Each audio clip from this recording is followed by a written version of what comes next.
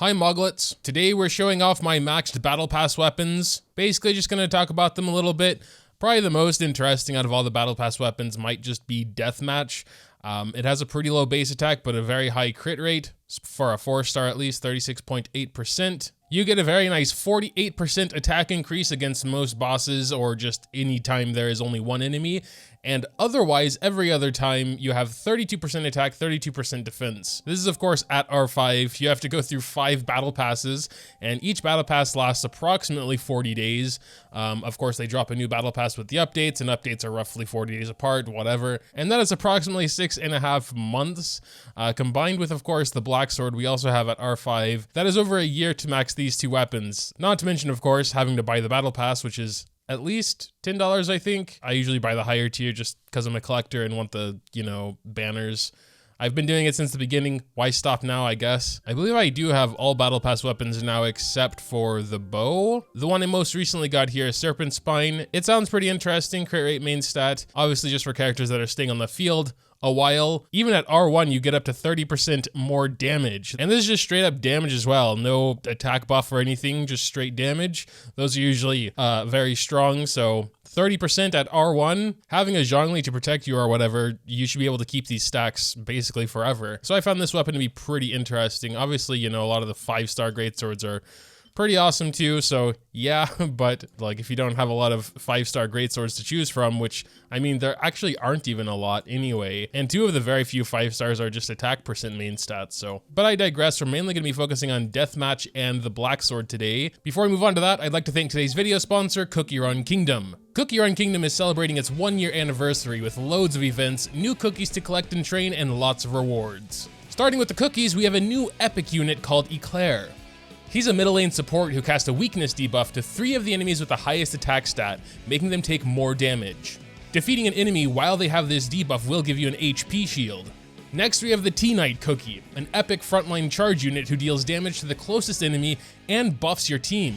As your allies are defeated, this buff grows stronger. We also gotta talk about the mini events they've dropped. Of course, we have the special gacha event for T-Knight, as well as a gacha mission event where you can earn items to try your luck at getting him. There will also be a 1st anniversary mission event. There will be 10 different puzzles with 15 pieces to collect for each. A Lunar New Year Lucky Box event, a gift exchange event, and so many generous rewards are to be had. So if all that sounds good to you, make sure to check out the link in the description below and give Cookie Run Kingdom a try. Starting with Deathmatch, I'd say outside of Homa, it is a pretty good weapon for Hu Tao, although I believe Dragon's Bane is still even a little bit better. But regardless, if you're a low spender and mainly just get Battle Pass and Welkin or whatever, its low base attack doesn't hurt Hu Tao that much because she doesn't really rely on attack for her kit, more HP. Of course, this pretty massive 48% attack boost also won't do as much for her, which is I think why a lot of people are rather going Dragon's Bane wherever the hell it is. Yeah, here, I don't have one of those raised yet since I have Staff of Homa, so yeah, why would I? But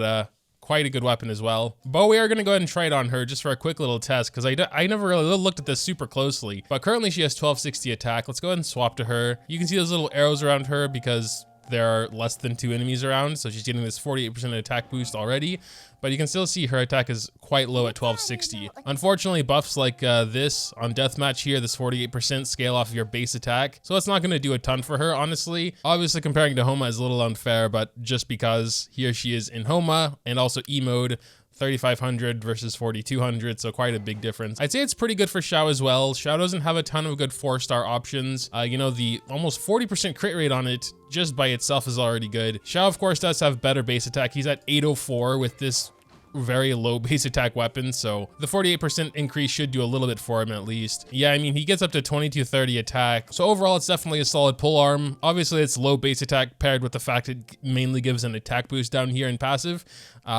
Isn't the best ever, but the massive crit rate definitely makes up for it in my opinion. It's definitely just one of those general overall, sort of spears. You can put it on almost anyone. The Black Sword is pretty interesting as well. This is what I used on my Kaching for a big part of the beginning. This is what she was wearing most of the time. For at least like the first couple of months. I really like the fact she could heal herself. I haven't even tried the Black Sword since it was like R2 and to see how much more it can heal now, especially with like slightly better artifacts. So what I want to do, grab a strong sword user, one that focuses on attack, for example. Ayaka might be a good contender. Obviously not if you have Miss Splitter, but you know, otherwise. Well, actually, why not ka-ching? So I rebuilt her a little bit because we have a crit rate sub. It allowed me to focus more on crit damage subs, so we're at 208 crit damage here. We only have a 2-piece set here for the electro damage bonus. I think off-piece is better than whatever else I could have given her. I hope you know what we're gonna do now. Solo Ocean Revisited. Why did I just say that? Even when I did this sort of recently, I had to swap to Black Sword, even though I had like, you know, at least 2 or 3 good 5-star swords. I had to swap to Black Sword because she can heal herself, and I think this will probably be the best demonstration of that now that it's at R5 and everything. Besides, we can adore her new outfit a little longer. Oh god, we're starting with the crabs. That's no good.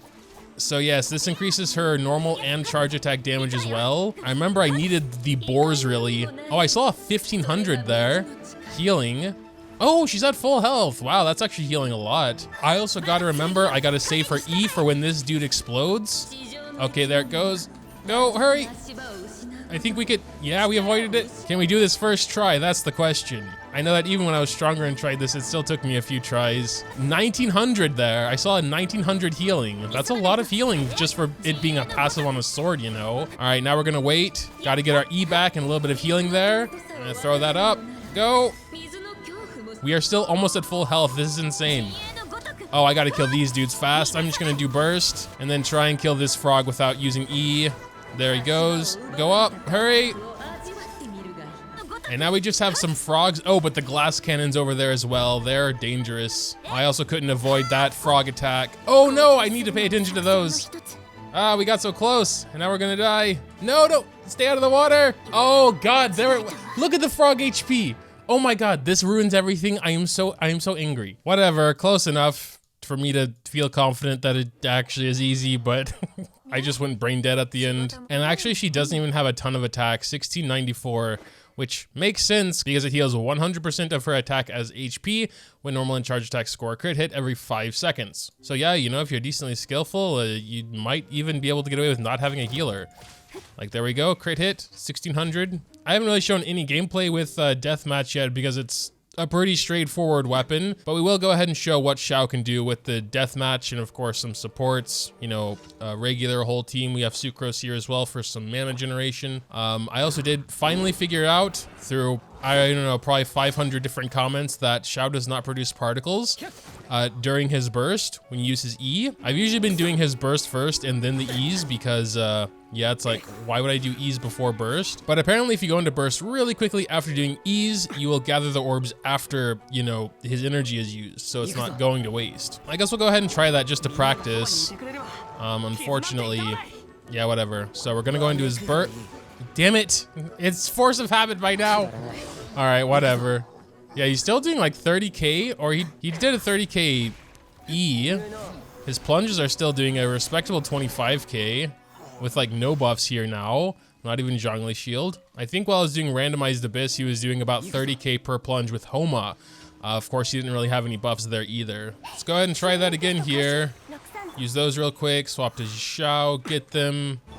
So it's E's first and then Q really quick. And yeah, he did get a couple of his orbs back, I guess. One of the E's I don't think even hit. Okay, and now this dude's way over here. Yeah, 40K. Well, this was an unfortunate daily quest. Can't really do anything here. Just go ahead and try a ley line here. So the plan is, well, first let's get Benny boost, but then it's E, E, Q. See, like I can't hit 2 of them though. And I think that was too slow because yeah, we have no energy now. You have to just really spam it and hope it hits someone. You have no time to like re-aim or recalibrate. And then you may as well, I guess, save your E's. Wild burst. Get the 2 charges back. Okay, yeah, we're out of burst now, so we can use them again, of course. So this video has just devolved into me practicing the right way to use Xiao.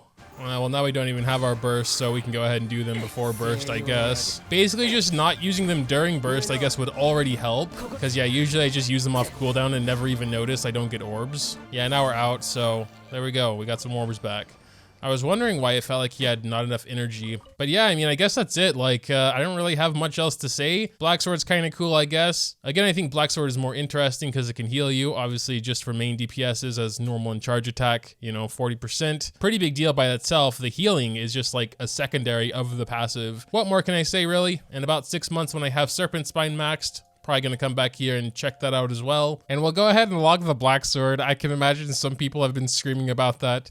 And I guess Solar Pearl as well. I have never accidentally sold and unlocked anything in any game I've ever played. I think maybe I just blocked it from my memory. I'm pretty sure I haven't, so I don't take care of it that much. But I digress. It's locked just to appease the masses, and that'll do it. Make sure to tell me what you think. What, in your opinion, is the best Battle Pass weapon? Which one is worth R5ing? Which one is just fine at R1 or whatever, and no need to R5 it because its boosts aren't good enough? Any thoughts like that, drop them in the comments down below. Leaving a like or subscribing to the channel if you enjoyed is always greatly appreciated as well. Thanks, as always, for watching, and until next time.